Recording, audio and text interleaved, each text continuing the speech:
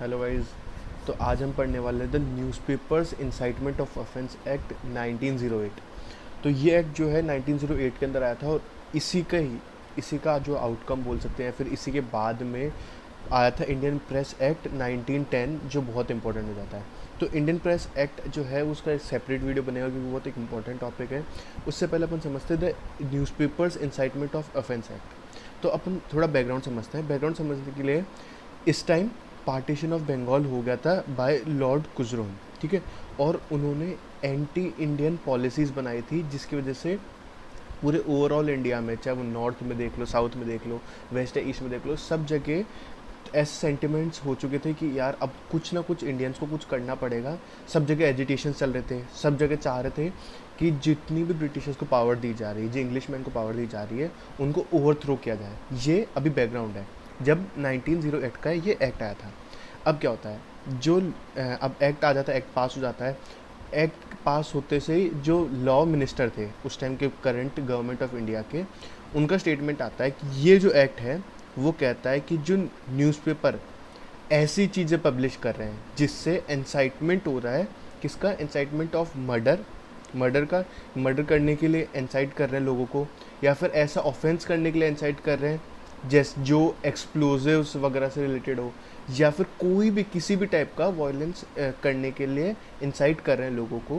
ये जितनी भी चीज़ें, जो भी न्यूज़पेपर ये इंक्लूड कर रहा है या फिर जिस भी न्यूज़पेपर में आ रहा है, उसके ऊपर कुछ रिस्ट्रिक्शंस लगाए जाएंगे।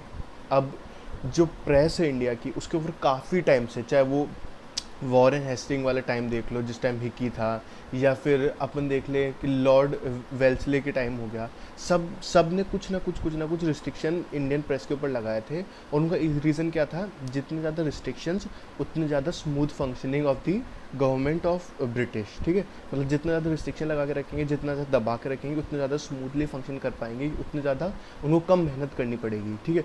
अगर लोगों को मतलब कि मैं आपको बताऊं तो मुनरो जो सर थॉमस मुनरो थे, उन्होंने ये बोला था कि अगर लोगों के ऊपर, जो इंडियन पीपल है उनके ऊपर अगर हम रिस्ट्रिक्शन लगा के नहीं रखते हैं और वो वेल एजुकेटेड हो जाते हैं और फ्रीडम ऑफ प्रेस रिमूव कर दिया जाता है और फ्री प्रेस हो जाती है, तो देर आर चांसेस कि उनके अंदर नेशनलिस्ट वाली फीलिंग आ जाएगी। और साथ के साथ नेशनलिस्ट फीलिंग आ गई तो वो ओवरथ्रो करना चाहेंगे किसको, जो फॉरेन, जो स्ट्रेंजर उसके ऊपर रूल कर रहा है उसके ऊपर। तो ऐसे ऐसे बहुत सारे जो है, उन्होंने खुद ने बोला, उन्हें पता था।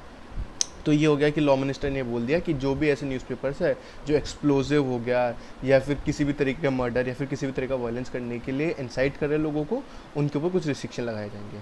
अब वो रिस्ट्रिक्शन क्या होगी, ये जो एक्ट आता है वो पावर देता है मजिस्ट्रेट को। मजिस्ट्रेट को क्या पावर देता है कि आपको अगर ऐसा लगता है कि ऐसा कोई भी न्यूज़पेपर कर रहा है तो उसको कन्फिस्केट करना है, उसको प्रेस को कन्फिस्केट करना है, उसकी जितनी भी प्रॉपर्टी है, जितनी भी सारी चीज़ें हैं, जितनी भी मशीन्स है, सारी प्रॉपर्टीज़ को है ना, सबको कन्फिस्केट करना है।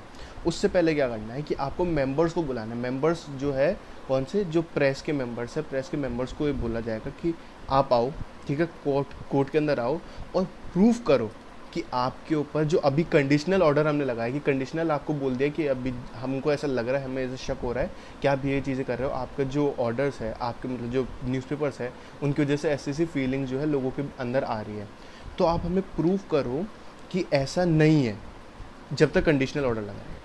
अगर वो प्रूफ करने में असमर्थ हो जाते हैं, मतलब वो प्रूफ नहीं कर पाते हैं, या फिर मजिस्ट्रेट को इनफ एविडेंस मिल जाते हैं कि हाँ इनका जो न्यूज़पेपर है जो इन्होंने पब्लिश किया है वो ऐसी फीलिंग्स को इंसाइट कर रहा है, तो वो क्या करेंगे, इन कंडीशनल ऑर्डर्स को एब्सोल्यूट बना देंगे।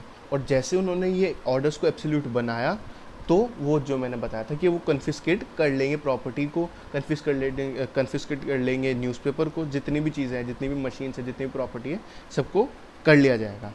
और अगर कोई इमरजेंसी का केस है, ठीक है, जहाँ पर इमरजेंसी लग रखी है, वहाँ पर सीधा भी जो है मजिस्ट्रेट एब्सोल्यूट पावर लगा सकता है विदाउट कंडीशनल। कंडीशनल पहले कंडीशनल आती है, फिर एब्सोल्यूट आती है ना, वो सीधा एब्सोल्यूट अपनी अथॉरिटी से भी वहाँ पर सीधा इम्पोज कर सकते हैं और सीधा वो कॉन्फिस्केट कर सकते हैं प्रॉपर्टी को, प्रेस को, ठीक है। ये चीज़ एक इम्पॉर्टेंट चीज़ आती है।